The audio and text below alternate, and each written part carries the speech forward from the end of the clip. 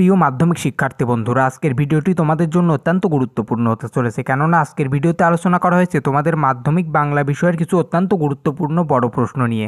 আজকের ভিডিওতে দেখানো প্রতিটি প্রশ্নই এবছরে মাধ্যমিক পরীক্ষার্থীদের জন্য অত্যন্ত গুরুত্বপূর্ণ, তাই অবশ্যই ভিডিওটি প্রথম থেকে শেষ পর্যন্ত দেখো এবং ভিডিওতে বলা প্রতিটি প্রশ্ন তোমরা যদি প্র্যাকটিস করে না থাকো তবে অবশ্যই প্র্যাকটিস করো, কারণ এখান থেকে তোমরা এবছরে প্রচুর পরিমাণে প্রশ্ন কমন পাবে। তো চলো দেখে নেওয়া যাক গুরুত্বপূর্ণ প্রশ্নগুলি। তো দেখো, প্রথম প্রশ্ন, বাবুটির স্বাস্থ্য গেছে কিন্তু শখ 16 আনাই বজায় আছে, বাবুটি কে, তার সাজসজ্জার পরিচয় দাও। এই প্রশ্নটি কিন্তু অত্যন্ত গুরুত্বপূর্ণ। এর পরবর্তী প্রশ্ন দেখো, ও আমাকে শিখিয়েছে খাঁটি জিনিস কাকে বলে, কে কাকে কিভাবে কোন খাঁটি জিনিস শিখিয়েছিল। পরের প্রশ্ন, দাঁড়াও ওই মানহারা মানবীর দাঁড়ে, বলো ক্ষমা করো, মানহারা মানবী কথাটি ব্যাখ্যা করো, কাকে কেন তার কাছে ক্ষমা চাওয়ার কথা বলা হয়েছে। পরবর্তী প্রশ্ন, তোরা সব জয়ধ্বনি কর, তোরা কারা, কবি কেন তাদের জয়ধ্বনি করতে বলেছেন। পরের প্রশ্ন, গিরিশ মহাপাত্রের চেহারা ও পোশাকের পরিচয় দাও। পরের প্রশ্ন, বহুরূপী গল্পে হরিদা চরিত্রটি আলোচনা করো।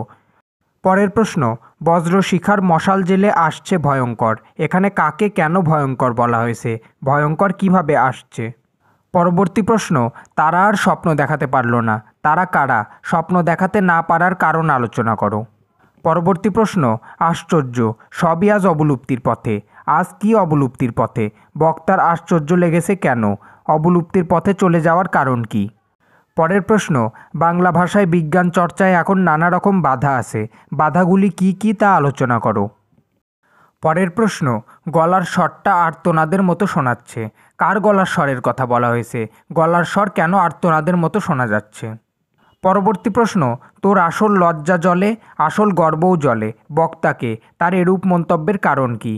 পরের প্রশ্ন, সিরাজদৌল্লা নাট্যাংশ অবলম্বনে সিরাজদৌল্লার চরিত্রের বৈশিষ্ট্যগুলি আলোচনা করো।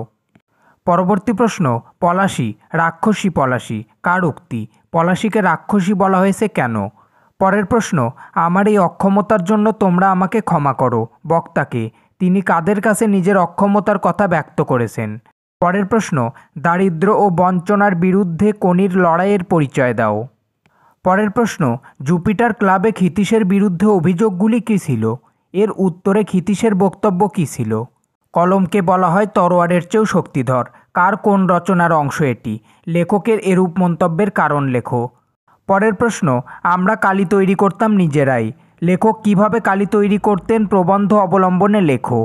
সর্বশেষ প্রশ্ন, আমাদের অলংকারিকগণ শব্দের ত্রিবেদী কথা বলেছেন, অলংকারিকদের বলা শব্দের ত্রিবেদী কথা কি, এ বিষয়কে ভিত্তি করে প্রাবন্ধিক সাধারণ সাহিত্য থেকে বৈজ্ঞানিক সাহিত্যকে আলাদা করেছেন কেন। তো প্রিয় শিক্ষার্থী বন্ধুরা, আশা করি এই প্রশ্নগুলি তোমরা প্র্যাকটিস করলে এখান থেকে 100% কমন পাবে। ভিডিওটি ভালো লাগলে অবশ্যই লাইক, কমেন্ট এবং শেয়ার করো, আর বিভিন্ন বিষয়ে সাজেশন পাওয়ার জন্য অবশ্যই ডেসক্রিপশনে দেওয়া লিঙ্কে ক্লিক করো। আর তুমি যদি চ্যানেলে নতুন হয়ে থাকো তবে অবশ্যই চ্যানেলটি সাবস্ক্রাইব করে দিও। দেখা হবে পরবর্তী কোনো ভিডিওতে। ধন্যবাদ।